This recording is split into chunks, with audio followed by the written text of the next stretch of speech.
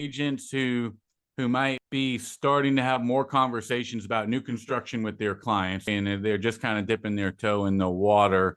How can they go about introducing new construction and maybe an option to clients who hadn't thought about it or had ruled it out because they thought it was too expensive? With everything on the general market, unless you have an endless budget, you're always going to find something wrong with a home. There's never a house you're going to say, this is perfect, I wouldn't change anything, and you go room to room, I wouldn't change anything.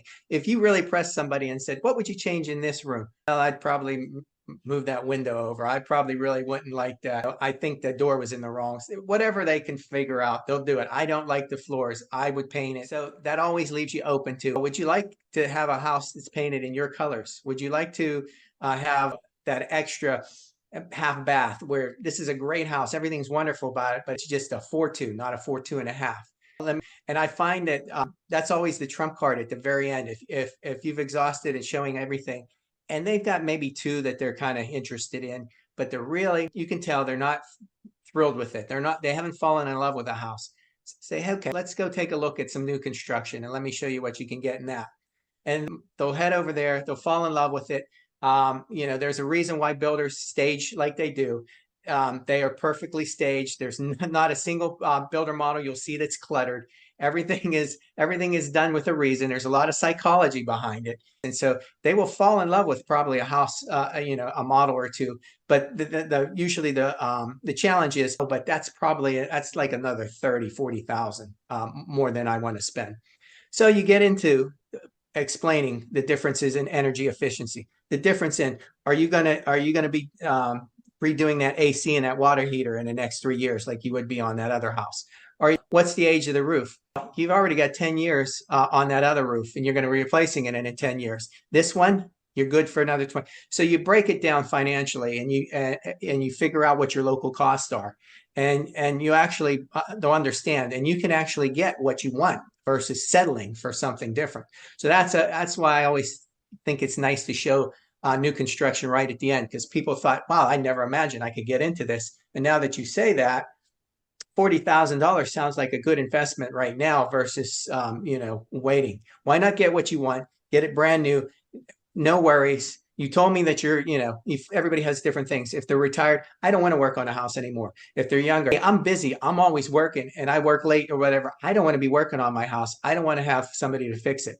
So we find out what that homeowner really needs, and we just talk to whatever that homeowner, what's really important to that. Everybody has hot buttons, and that's what we speak to. I always show it as an option at the end, because a lot of people often wait to the last house and show the best house last.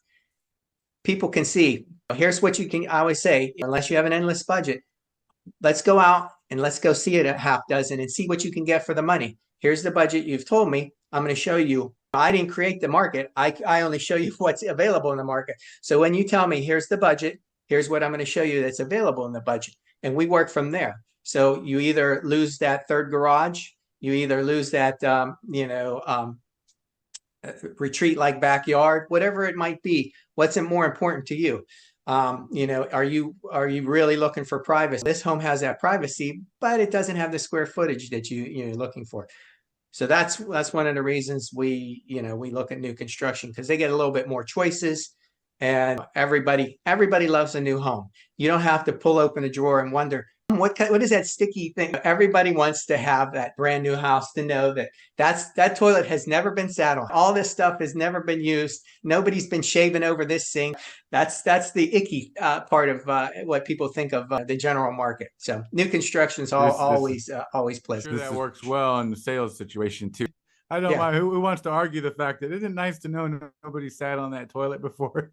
Exactly. You go into home, you think, ugh, this is going to need, and I've had this, and especially women, I've had them say that so many times, oh, this is going to take me weeks to clean this. I can't sit. And I have had people, my wife, for instance, who refused to buy a house, which I knew it was a great deal, which was that she's like, it's so dirty, it's so gross. I'm like, we're going to get it sanitized. I promise you, it's there. But that's, everybody has their buttons, and that's it. If you do not, once you can't unsee it. True. Yeah.